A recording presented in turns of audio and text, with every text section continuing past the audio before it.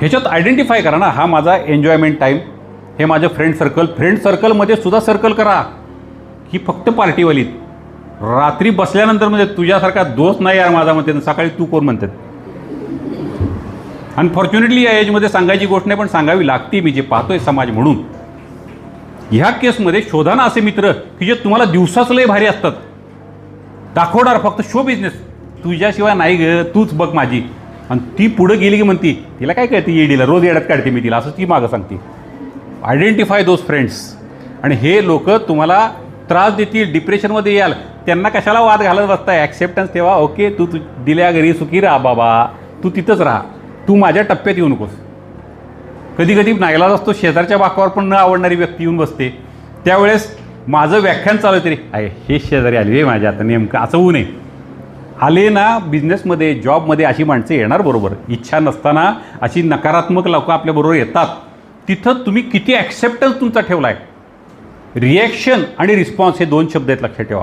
एखाद्या घटनेमध्ये सर मला थांबवा बरं का, मला लक्षात येत नाही मुलांशी बोलताना, तुम्ही थांबा म्हटलं मी लगेच थांबणार.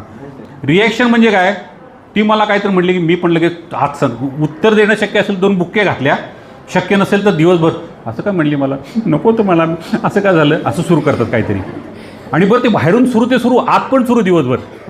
टाईम मॅनेजमेंटमध्ये कुठं बसतंय सांगा दिवसभर, तिने मला असं म्हणली, त्यांनी असं मला म्हणलं, असं बोलायला पाहिजे होतं का. अरे त्याच्या घरी अपब्रिंगिंग त्याचं तसं झालं आहे, त्याला शिवाय देतं त्याच्या बापाने नाहीने मोठं केले, तू कशाला लागून करून घेतोस त्याच्यामध्ये, तू कशाला वाईट वाटून घेतेस. उदाहरणार्थ क्षमा मागतो मी, एखादा शब्द स्ट्रॉंगली बाहेर पडतो तर, तो किंवा ती जर समोरून वाईट वागत असेल तर तिचं अपब्रिंगिंग म्हणजे लहानपणापासून ती तशीच ग्रोथ झाली त्यांची, म्हणून ते तशी रिॲक्ट करतायत. तुम्ही नाही तसे झाला, तुम्ही हेल्दी आहात. ओके फाईन, काय छान सुंदर शब्द ते तुझे, सुंदर जन्मदाते आईचे उल्लेख करतो, आज माझ्या केले उद्या स्वतःच्या करतील, किती छान रे, किती छान ग. बघा, रिॲक्शन देऊ नका, इमिडिएट रिस्पॉन्स द्यायला शिका. रिस्पॉन्स म्हणजे प्रतिसाद. मला हा प्रतिसाद कसा द्यायचा आहे.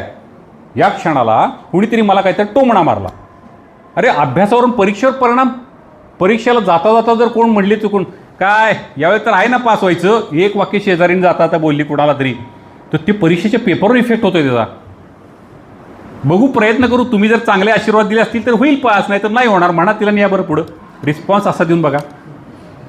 आणि जर तो रिस्पॉन्स नसेल देत, बरं काकू नमस्कार करतो इथूनच, किंवा नमस्कार करते मी पास होईल असं चांगलं चिंता बरं का काकू, तुमच्या ह्याच्यात ताकद आहे आशीर्वादात, म्हणून पुढं चला. एकदम काकू म्हणलो, अशा अनेक काका शेजारी काही सापडतात असे भरपूर. अशी माणसं येणार या जगामध्ये, तुमच्या आसपास वाईट माणसं येणार, निगेटिव्ह माणसं येणार, टोमणे मारणार येणार, तुम्हाला कमी लेखणार येणार, काळा रंग गोरा रंग बुटका